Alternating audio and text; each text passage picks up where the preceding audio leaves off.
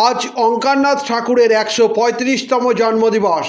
এই অনুষ্ঠান উপলক্ষে কেওটার প্রাণকৃষ্ণ মঠে সারাদিন ধরে চলে নানাবিধ অনুষ্ঠান। সকালে ঠাকুরের ছবি নিয়ে একটি শোভাযাত্রা বের হয়, তারপর সারাদিন ধরে চলে নানাবিধ ধর্মীয় অনুষ্ঠান। দুপুরে হাজারখানেক লোককে প্রসাদ বিতরণ করা হয়। সুদূর বালুরঘাট থেকে উপস্থিত ছিলেন প্রাক্তন শিক্ষক ধনঞ্জয় বসাক তার পরিবারের লোককে নিয়ে। তার স্ত্রী কি বলছেন শুনবো। কি বলছেন ঠাকুরের পরিবারের এক সদস্যা। চুঁচুড়া থেকে প্রবীর ঘোষালের রিপোর্ট।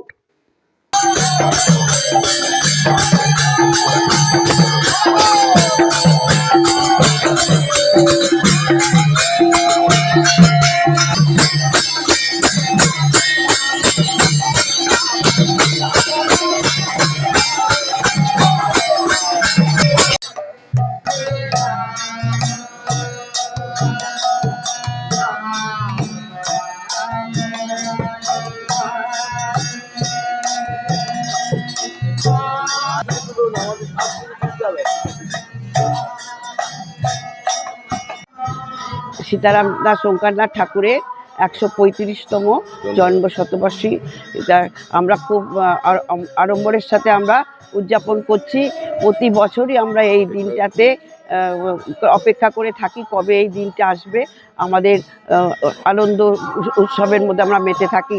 কালকে আমরা তার প্রদীপ তৈরি করেছি, তারপরে সকালবেলা প্রদীপ জ্বালিয়ে তাকে অভ্যর্থনা করেছি। এবার সেই আবার শ্বশুরবাড়িতেই তার মামার বাড়ি, এখানেই তার জন্ম। আর এইখানেই তিনি পাঠশালায় পড়তেন, পাঠশালায় যেতেন, নৌকা করেও তিনি গেছেন পাঠশালায়। শুনেছি আমি লোকে, আমার বাড়ির লোকের মুখে শুনেছি, শাশুড়ির মুখে যেতেন।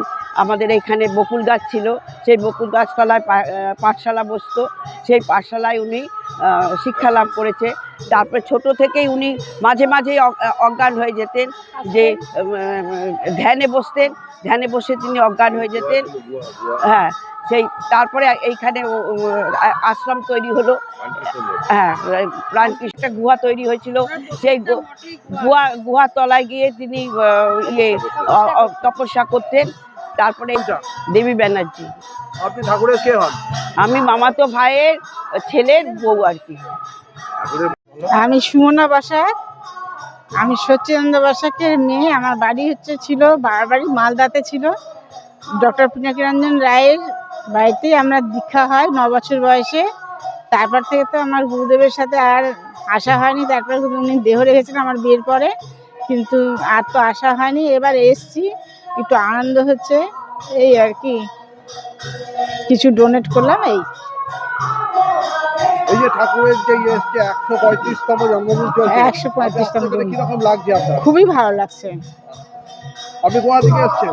আমি দক্ষিণ দিনাজপুর বালুরঘাট থেকে এসেছি। আপনি আপনার পরিবার নিয়ে এসছেন তো এখানে? হ্যাঁ, সব পরিবারকে নিয়ে এসেছি। আমার ছেলে বউ হাজবেন্ড। হ্যাঁ, খানিকক্ষণ আমাদের একটু সামনে আছে।